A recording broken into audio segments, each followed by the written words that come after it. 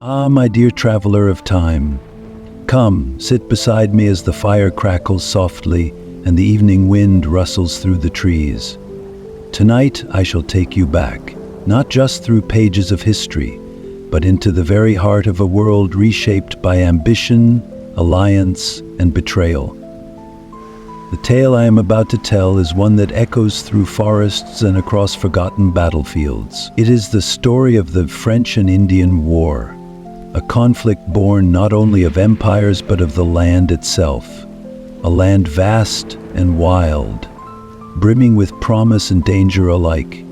Now, many have spoken of kings and colonies, of treaties and triumphs, but what they often forget are the people who lived and died beneath the banners, who knew the smell of gunpowder and the silence of surrender, who made choices not with maps but with hearts uncertain and heavy. This war, you see, was more than a clash between Britain and France. It was a tangled dance of cultures, of redcoats and voyageurs, of tribal confederacies and frontier settlers, all swept up in a storm they could neither control nor escape. As we wander through these chapters together, I will show you the world not as a mere battlefield, but as a living, breathing place. You will feel the cold rain against a soldier's back, hear the distant cry of a war horn echoing through the woods, and see the flicker of firelight on the wary faces of men plotting beneath canvas tents. And, just maybe, you will begin to understand how this war, waged in the backwoods of North America, would ripple outward to shake the very foundations of the world that followed. So rest easy now, for our story begins at the edge of the known world, where ambition grows like the forest and the seeds of conflict lie waiting in the soil. But tell me, have you ever wondered what truly set this war in motion? Ah yes, now the tale begins in earnest. Picture, if you will, a time when the land that would one day be called America was still wild, its forests thick and endless, rivers untamed, and skies wide enough to hold the dreams of kings. In those days, the great powers of Europe cast their gaze across the ocean not with reverence, but with hunger. Britain and France, like two proud old lions circling the same watering hole, had staked their claims in this new world. But land is not something that can be easily shared, not when it whispers promises of gold, furs, timber, and influence. The British colonies, lined along the eastern seaboard, were growing swiftly. Settlements stretching inland, families clearing woods, building homes, forging new lives. 13 colonies, each with its own ways and quarrels, but all tied to the crown by law, language, and loyalty. Yet as the population grew, so too did its need for more land. And just beyond the mountains lay the Ohio River Valley, a fertile, rich stretch of earth, thick with game and guarded by silence. It was there that trouble began to brew. To the north and west, the French laid claim to vast swaths of land, though theirs was a quieter presence. They had fewer settlers, yes, but they moved with purpose and poise. French forts dotted the rivers, their flags fluttering in the breeze above wooden palisades. Their strength lay not in numbers but in relationships, carefully nurtured alliances with native tribes, bound by trade, respect, and a mutual disdain for British expansion. The French knew the language of the forest. They moved like shadows through it, paddling along waterways, laughing around campfires, trading muskets for pelts, stories for loyalty. Tensions rose like steam from the earth. The British saw the French forts as insults, obstacles to rightful expansion. The French saw British settlers as trespassers cutting deeper into a land that was not theirs. And all the while, native nations, Haudenosaunee, Lenape, Shawnee, and many more, watched and waited. To them, both empires were outsiders, and yet their fates were now entwined with these foreign powers. In the salons of London and the courtrooms of Versailles, noblemen spoke of rights, treaties, and honor. But in the deep woods of the Ohio Valley, a different language was spoken, one of stealth, ambush, and quiet bloodshed. Skirmishes flared, scouts disappeared, forts were built, then seized. A young Virginian officer by the name of George Washington, yes, the same who would later help birth a nation, led a small force into the wilderness, only to ignite sparks that would soon set the forest ablaze. And so, my friend, before the banners of war were ever raised high, before muskets fired in unison and cannons roared across battle lines, the seeds of conflict were already sprouting, nurtured by ambition, fear, and ancient rivalries, brought to new soil. The question that lingers now is not whether war would come, but how far its flames would reach once kindled. Can you feel it? The stillness before the storm? Let us now venture deeper into the wilds, where fragile alliances are tested, and a young officer's misstep becomes a match struck in a powder keg. Now we come to a moment often whispered about in the old taverns and firesides, when the winds of fate turned on the breath of a single uncertain young man. The year was 1754, and though the world did not yet know it, war was already crouching at the edge of the woods, ready to pounce. And at the center of this stirring tempest stood a tall, soft-spoken Virginian in his early 20s, George Washington. He was not yet the figure of legend, no marble statues or soaring titles. He was simply a colonial officer, hungry for honor and steeped in the codes of duty that clung to the gentry of Virginia like fine perfume. Washington had been tasked by the British colonial governor to deliver a message to the French, warning them to vacate the contested Ohio Valley. A polite gesture on the surface, but one laced with sharp teeth. The French refused, of course. They were too entrenched, too confident. And so diplomacy gave way to the rattle of sabers, and young Washington returned months later with a military commission and a mission to clear the valley by force. He moved through the woods like a man straddling two worlds, half soldier, half adventurer, leading a small band of colonial militiamen and native allies. The trees were thick, the soil wet, the skies moody and gray. Every crack of a twig, every hush of the wind through the leaves, whispered of enemies nearby. Then, in late May, the stillness shattered. Washington's party came upon a French encampment led by Joseph Coulon de Jumonville. What happened next has been debated for centuries.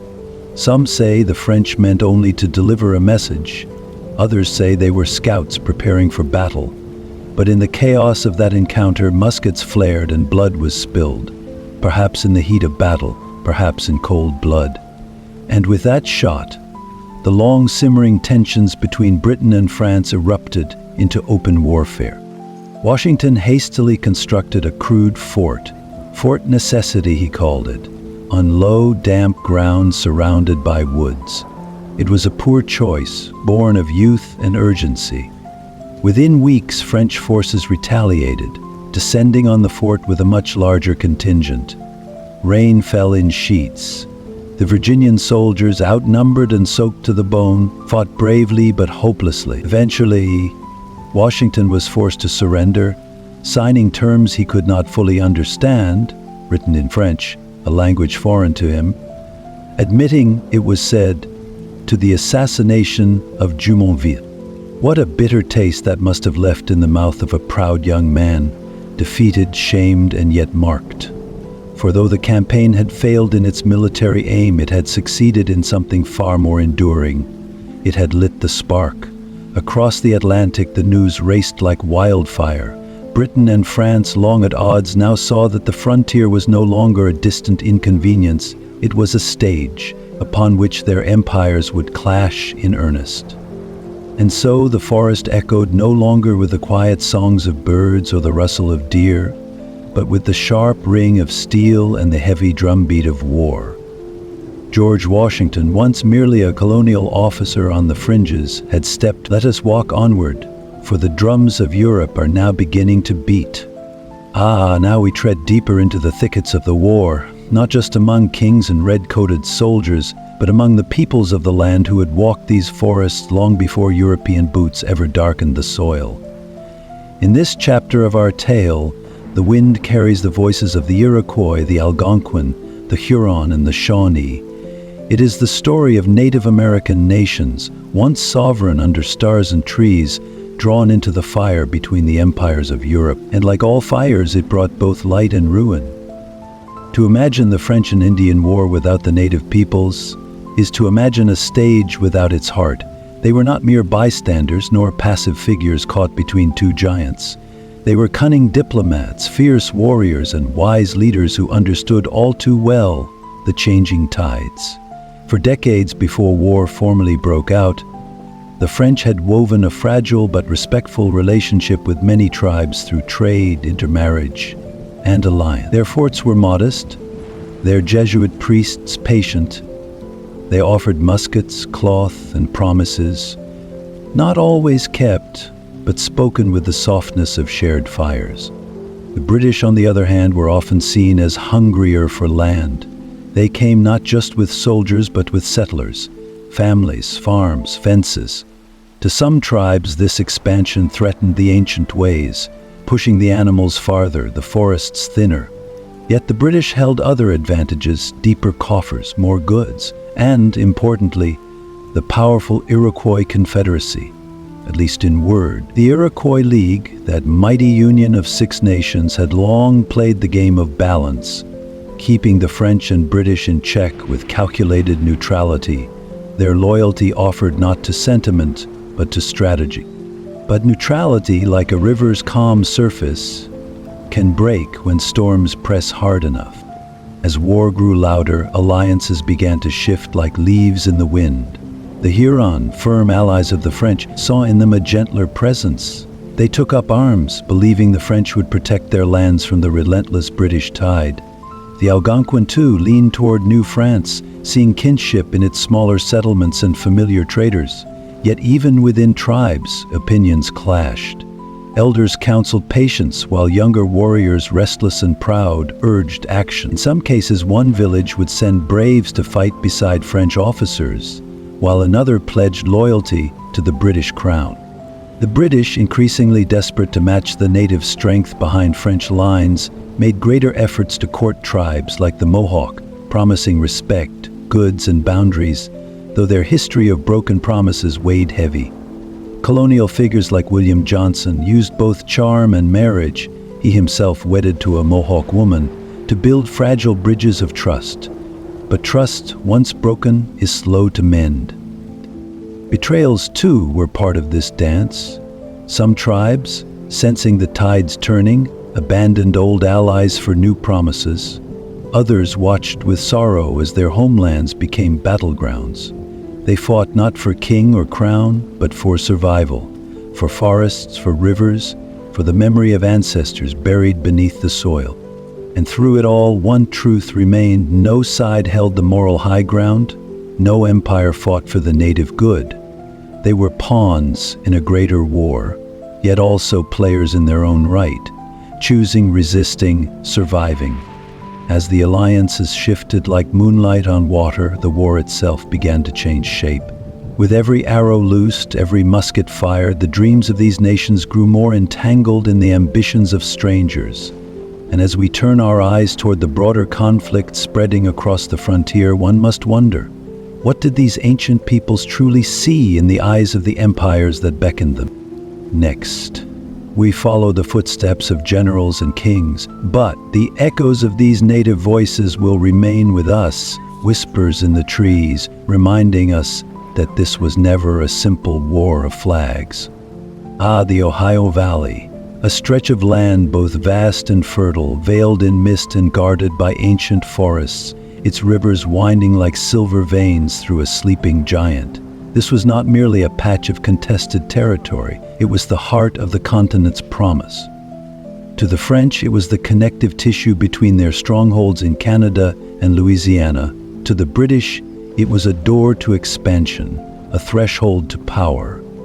And so inevitably it became a theater of blood and ambition. In the early years of the French and Indian War, the British would come to learn a bitter lesson, one written not in parchment but in the soil, soaked with defeat.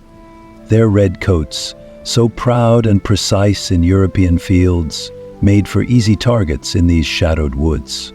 Their formations, rigid and loud, stumbled like lost children in a land that moved to the rhythm of wind and whisper. Against them stood not only the French but an unseen army of native warriors, masters of ambush and silence, who knew the thickets and rivers as kin. The British Crown had sent General Edward Braddock to tame the wild. A veteran of old world wars, he marched into the Ohio wilderness with the arrogance of empire and the thunder of drums. Alongside him rode a young George Washington, his first fire-touched lesson in humility and fate. Braddock's force was meant to strike at Fort Duquesne, a French bastion nestled at the convergence of three rivers. But the land was not kind to soldiers who marched in lines. The trees swallowed sound, and the earth gave little warning. Then came the attack. It was not a battle, but a dissection. The French and their native allies unleashed death from the green gloom, muskets firing from all sides, arrows humming through leaves. Braddock's men faltered, confused by an enemy they could not see. Horses screamed, drums fell silent. Chaos reigned. Braddock himself was mortally wounded, carried off the field by Washington, whose calm under fire would become the stuff of legend. It was a defeat not only of arms, but of pride. A revelation that in this new world, old rules would crumble like autumn leaves.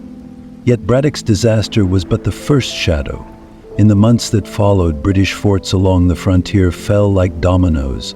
Fort Oswego, Fort William Henry, each claimed by the French, each defended with courage but not foresight. The morale of the colonies sank low, as settlers whispered fears into candlelit nights, and frontier families clutched their children a little tighter. There was no certainty now, only dread. And the French for a time moved like phantoms. Their alliances with native tribes bore deadly fruit. They struck with precision, melted back into the woods, and left British ambitions bruised and bleeding. The Ohio Valley, once seen as a prize, had become a graveyard for the unprepared. But defeat, for all its pain, has a curious way of planting the seeds of resolve. As the British licked their wounds and studied the nature of their enemy, change began to stir. Strategy would evolve, leadership would shift, and across the sea, new voices in Parliament would soon demand not just retaliation, but victory.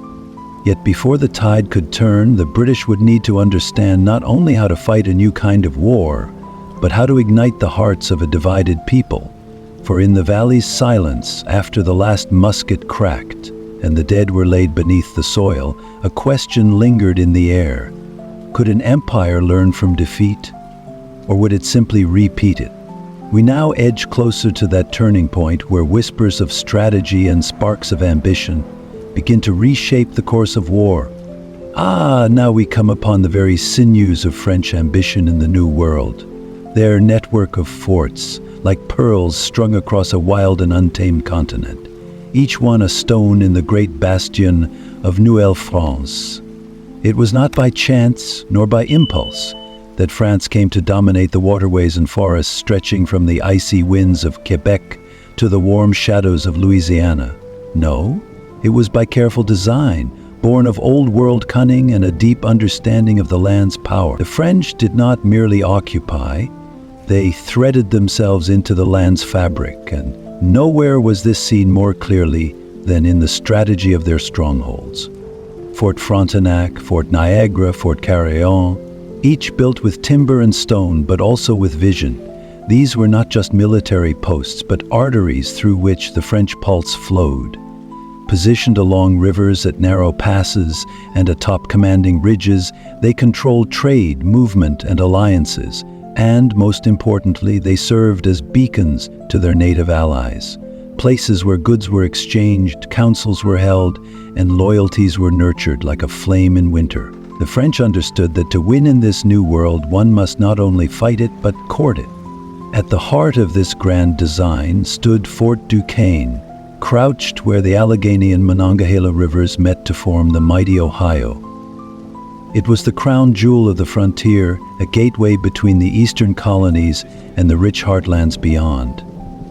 From here, French commanders could direct movements like chess masters, sending out small, mobile forces that struck quickly and vanished like smoke. Their soldiers, the troupes de la marine, were men seasoned by wilderness and war, hardened, agile, and at home in both canoe and forest. But it was not the French alone who gave these forts their power. The native nations, Shawnee, Ottawa, Huron, Lenape, saw in France a partner more respectful, more patient than the land-hungry British settlers. Gifts flowed from the forts like rivers: muskets, cloth, metal tools, powder, and promises. In return came warriors, scouts, and alliances sealed over firelight and pipe smoke. The French did not need large armies, for their influence rippled outward through these bonds, and their forts became the centers of both diplomacy and dominance. Their strategy, unlike Britain's reliance on sheer numbers and rigid lines, was fluid and clever. Rather than fight to hold vast swathes of land, the French chose to command key positions. It was a war of movement, of subtlety, and it kept the British stumbling. Each attempt to breach this network met with resistance, not only from French muskets, but from the forests themselves, alive with the eyes and ears of those who knew every stream and trail. Even as British colonists grumbled at their government's failings and feared for their settlements, the French moved with quiet confidence. They expanded their web of control, not with cities and farms, but with forts and forests, each move part of a slow encirclement. The colonies felt the pressure mounting like a great hand closing around them, and many wondered whether the tide could ever be turned. But there is a price to holding too tightly, to weaving a web too wide. For as France's network grew, so too did the strain upon its resources, the distance between its lines, and the vulnerability at its edges. British eyes, newly awakened by failure, began to study the map with fresh insight. New leaders emerged with bold ideas, and across the Atlantic a man named William Pitt would soon rise, a voice with fire enough to challenge the French thunder. So the question lingers like morning fog over a quiet river. Could British resolve unravel this net of French dominance? And if so, where would the first thread begin to loosen?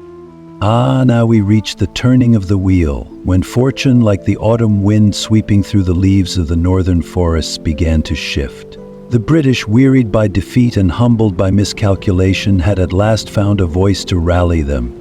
That voice belonged to William Pitt, a man whose spirit burned with a rare fire, bold, tireless, and utterly convinced that the fate of empires hinged upon the lands across the sea. While others in Parliament dithered or despaired, Pitt saw in North America not a burden, but a battlefield upon which Britain's glory could be reforged.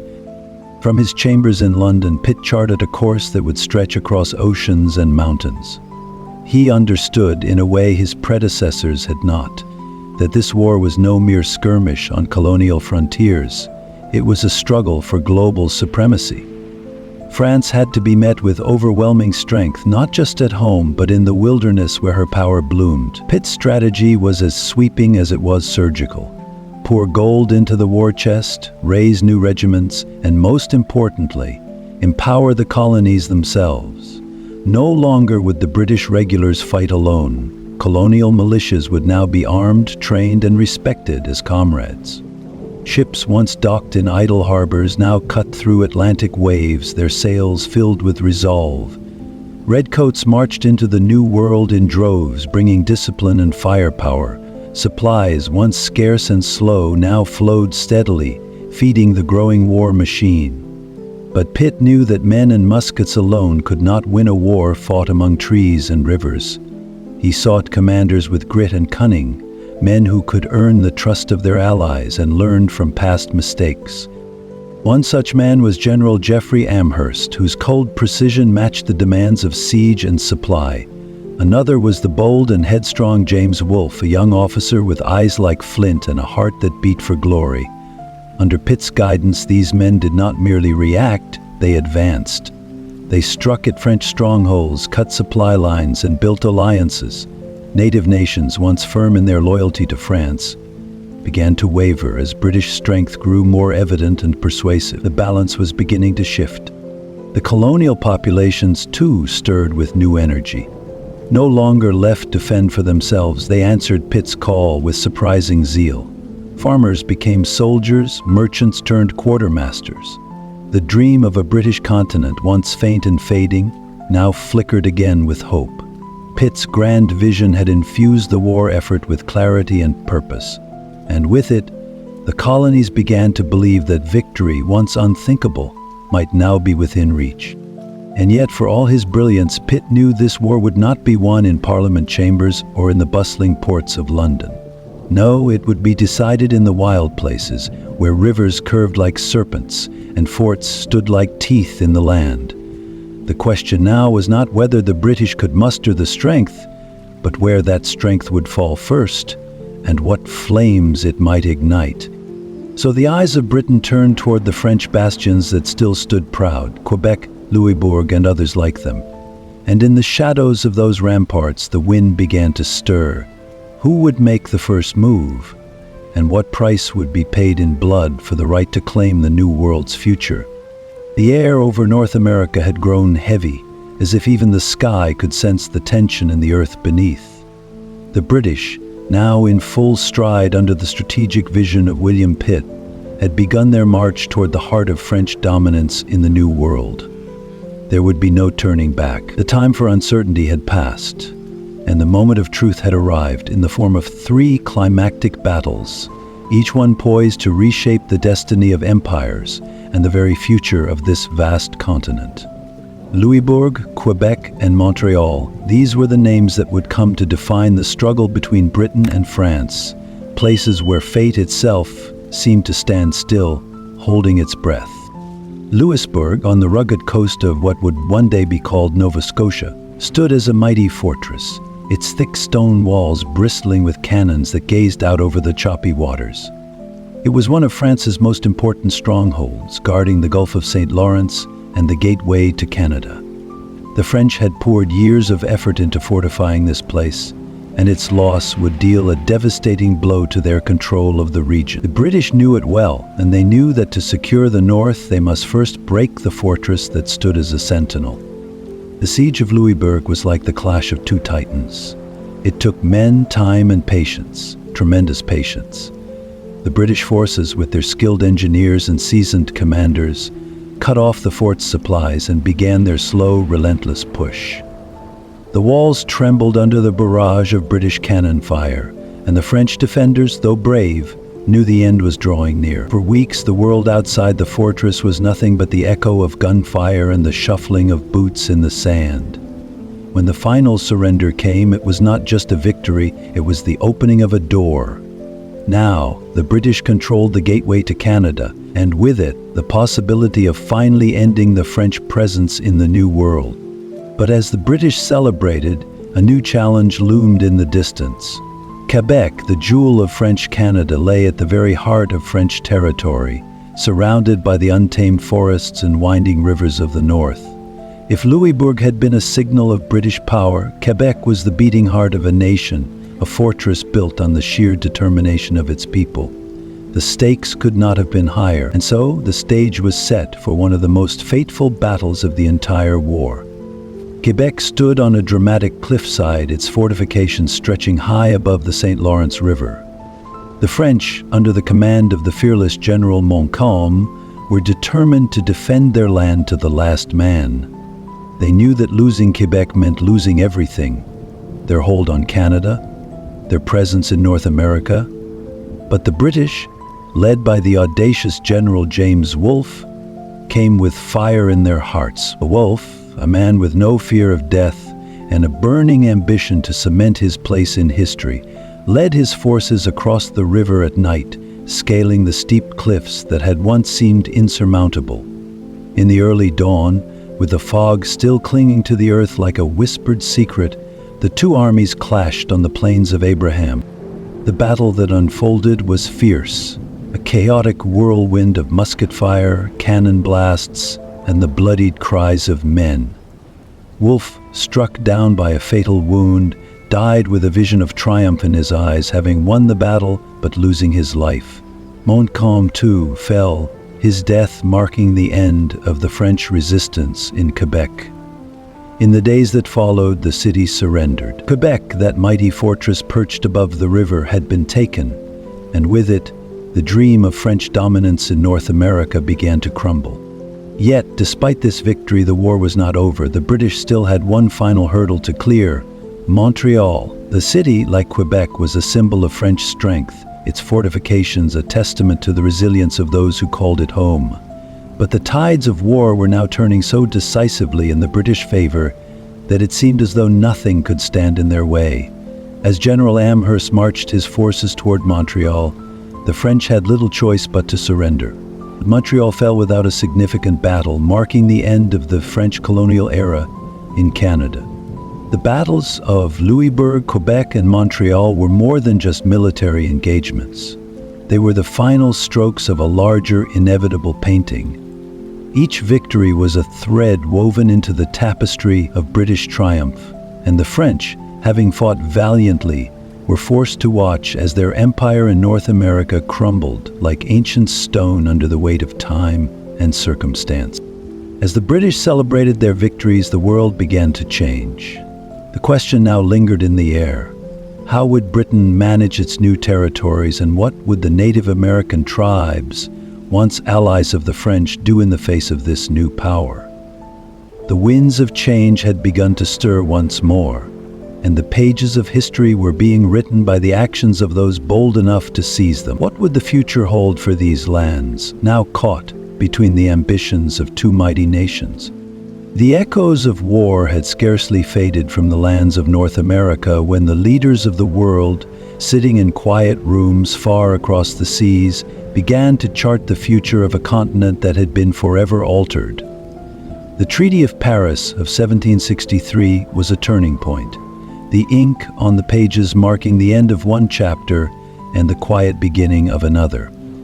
Though none could have predicted how tumultuous the next would be, it was here, through this agreement, that the fruits of years of conflict were finally harvested, but in those same fruits lay the seeds of future unrest. At the heart of the treaty's negotiations sat the men who represented the great powers, Britain, France, and Spain, who now had the weight of the New World on their shoulders. The French, defeated and weary, had little choice but to accept the terms handed to them. Their once proud empire, sprawling from the shores of the Gulf of St. Lawrence to the vast, untamed wilderness of the Mississippi River, was now dismantled. The land was not given freely, but was instead traded and bartered with cold practicality.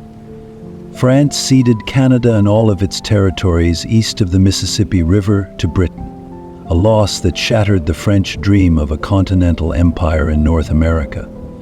What had been French fortresses and settlements became British holdings almost overnight.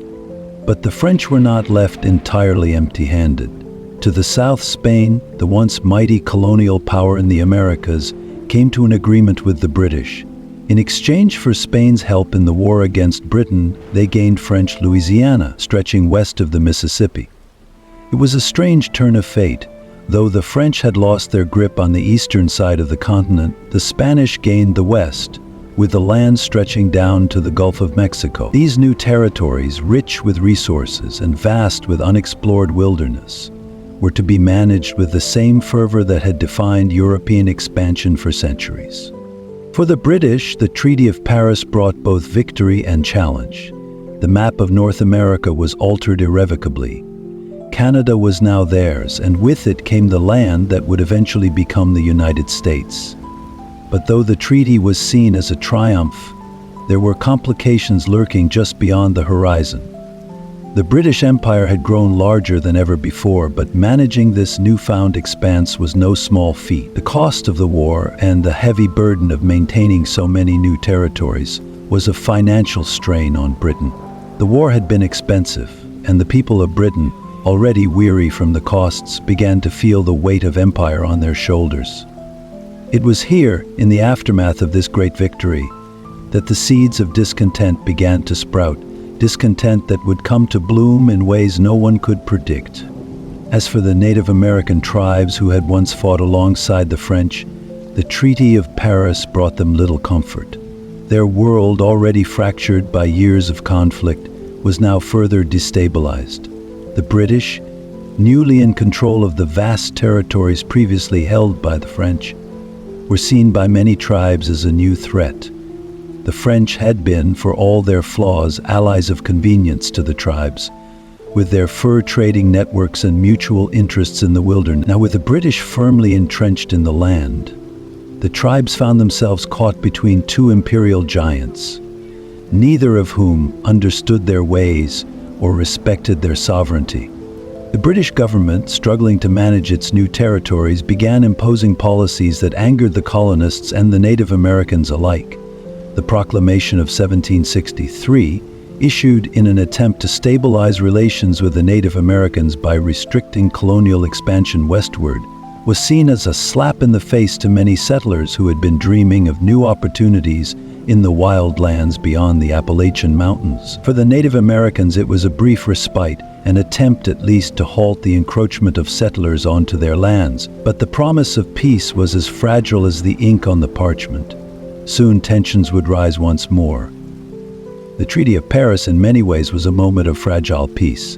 It ended the war, but the undercurrents of dissatisfaction, frustration, and ambition flowed quietly through the veins of the people in the land. The French and Indian War had altered the political landscape, but it had also altered the people who lived within it.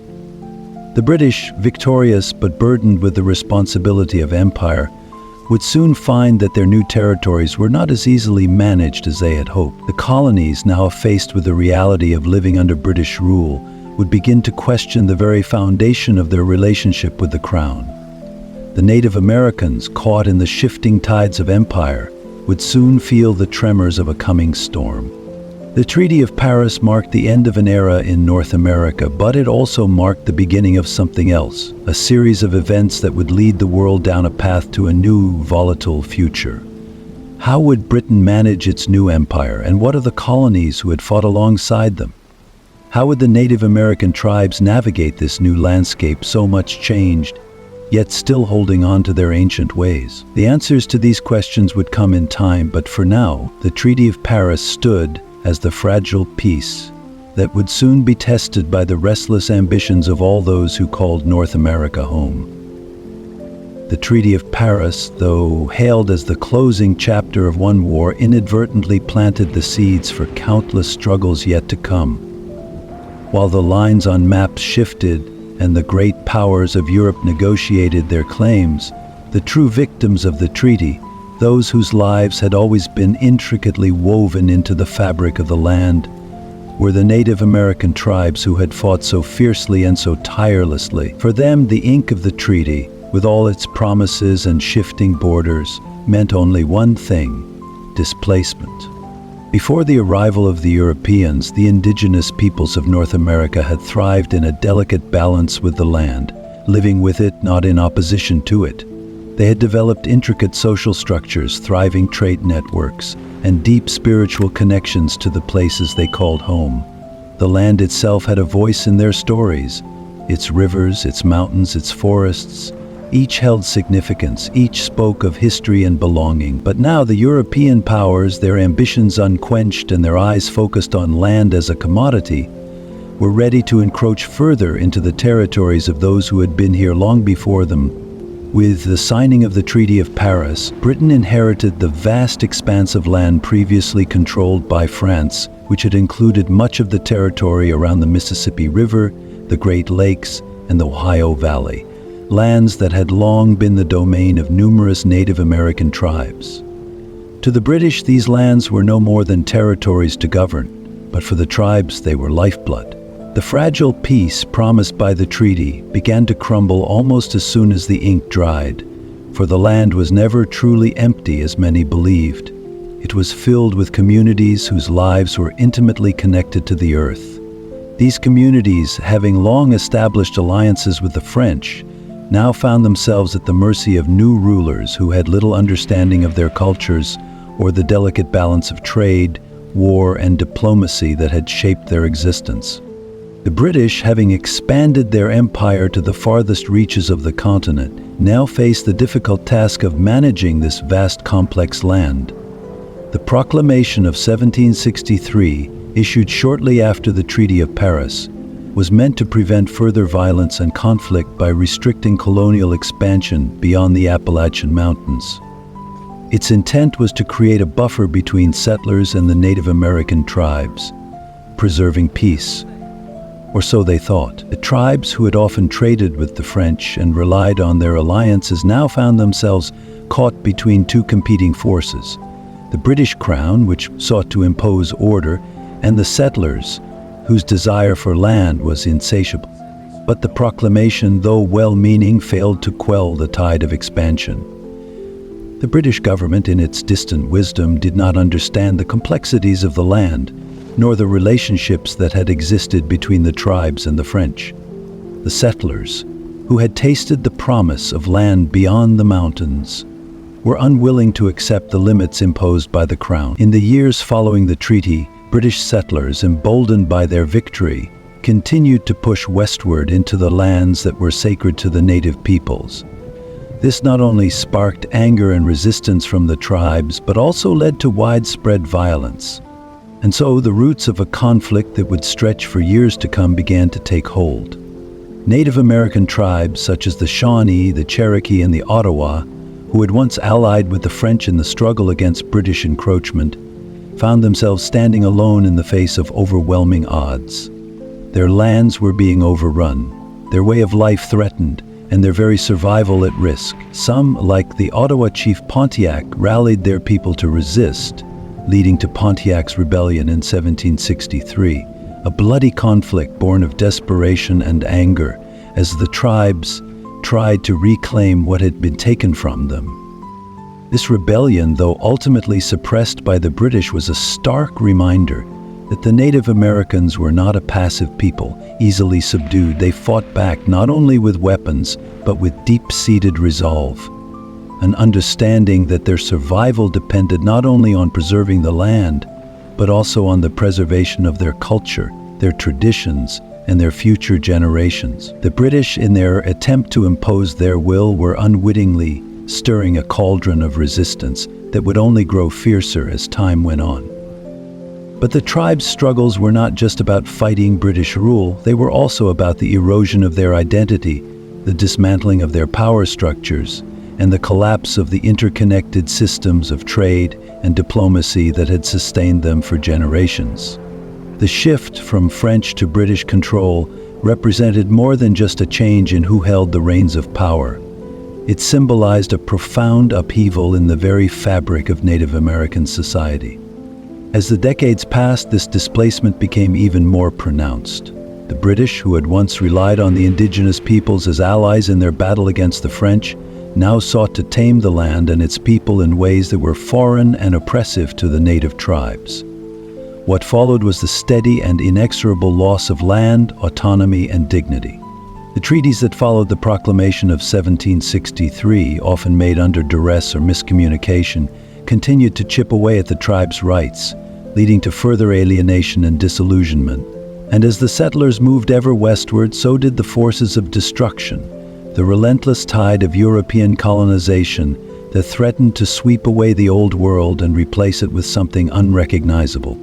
In the end, what the Native American tribes had lost was not simply land.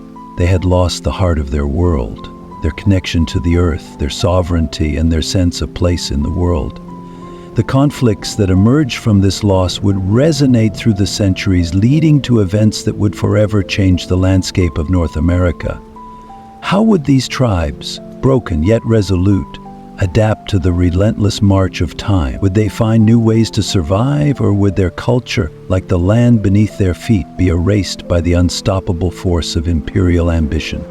The echoes of the French and Indian War reverberated through the American colonies for many years, not just in the form of tangible changes like the shifting boundaries or the depletion of the British treasury, but in the subtle transformation of colonial thought and identity. When the war concluded, the colonies were left with a new reality, a reality that carried the weight of newfound responsibilities, heavy taxation, and a growing sense of unity that had never before existed in such a strong collective form. These ripples of change would over time crystallize into something far more significant. They would become the foundation upon which the American Revolution would rise. In the immediate aftermath of the war, the British Crown found itself financially burdened by the enormous costs of the conflict. The coffers had been drained, the armies had been paid, and now there were debts to be repaid. To alleviate the financial strain, the British government, under the guidance of King George III and his ministers, sought to impose a series of taxes upon the American colonies. The Sugar Act of 1764, the Stamp Act of 1765, and the Townshend Acts of 1767 were among the first of these burdensome measures. For the first time, the colonists were being taxed directly by a distant government, one in which they had no direct representation. It was a decision that would reverberate across the Atlantic, igniting a firestorm of discontent among the colonies. These taxes, in and of themselves, were more than just financial burdens. They were a profound statement from the British Crown, a reminder that the colonies were subordinate to the will of the British government, that their prosperity and freedom could be easily dictated from afar. The colonists, who had grown accustomed to a significant degree of self-governance, were now being forced into submission. The Sugar Act imposed duties on goods imported from the West Indies, while the Stamp Act required colonists to pay a tax on every piece of printed paper they used: newspapers, legal documents, even playing cards. The Townshend Acts extended these taxes to goods like glass, tea, and paper. Each new measure seemed to be another tightening of the noose, another reminder that the colonies were increasingly under the thumb of a foreign power. The response from the American colonies was swift and resolute. Whispers of resistance turned into loud calls for action. The Stamp Act Congress of 1765 was one of the first organized efforts to challenge British authority. Representatives from 9 of the 13 colonies met to draft a petition demanding the repeal of the Stamp Act and affirming their belief that taxation without representation was both unjust and unconstitutional. This was a turning point, one where the colonies began to see themselves not as separate, isolated entities, but as a united front against the British. This unity, born out of shared grievances, began to set the stage for a more concerted, collective movement. As the British government insisted on maintaining its authority, the colonial resistance only grew stronger. The formation of the Sons of Liberty, a group of passionate patriots led by figures like Samuel Adams, saw widespread protests and boycotts of British goods. These actions were not just about avoiding taxes, they were about defiance, about making a stand against perceived tyranny. The infamous Boston Tea Party of 1773 was a direct response to the British Tea Act, which granted the British East India Company a monopoly on tea sales in the colonies. In a bold act of protest, colonists disguised as Native Americans boarded ships in Boston Harbor and dumped the tea into the waters, an act that sent shockwaves through the empire. The British, unyielding in their response, saw these acts of defiance as threats to their control. In retaliation, they imposed the Coercive Acts, known to the colonists as the Intolerable Acts, which closed the port of Boston and curtailed colonial self-government. But instead of breaking the spirit of resistance, these acts only fanned the flames of rebellion. Colonists from across the colonies rallied to the cause, offering support to their brethren in Massachusetts, where the heart of the rebellion seemed to be beating the strongest. The unity among the colonies had been growing steadily since the early days of resistance, and now it was beginning to crystallize into something more organized, more dangerous to the British, something that would eventually lead to open conflict. The stage was set for revolution. The seeds that had been planted during the French and Indian War, the shifting loyalties, the growing unity, the shared grievances, had now sprouted into a strong, undeniable movement. As tensions between the colonies and the British government reached a boiling point, the first shots were fired at Lexington and Concord in April of 1775, marking the beginning of the American Revolutionary War. But even in the early moments of that war, there remained a lingering question. What would it mean to be free? How would the colonies, once part of a larger empire, redefine themselves in a world where sovereignty was no longer dictated by distant kings and emperors? And so the legacy of the French and Indian War came full circle. The war had laid bare the complexities of empire, of loyalty, of power, and of resistance. It had united the colonies in a way that nothing else could. The British might have emerged victorious in the war, but the true cost of that victory, the seeds of revolution, had already been sown. It was a cost that the British would soon come to realize, one that they could not escape. The American colonies, now resolute in their pursuit of freedom, would soon rise against their former masters, forever changing the course of history. Would the British attempt to reclaim control, or had the desire for independence become too strong to extinguish? The answers were already unfolding, and with them, a new era was dawning.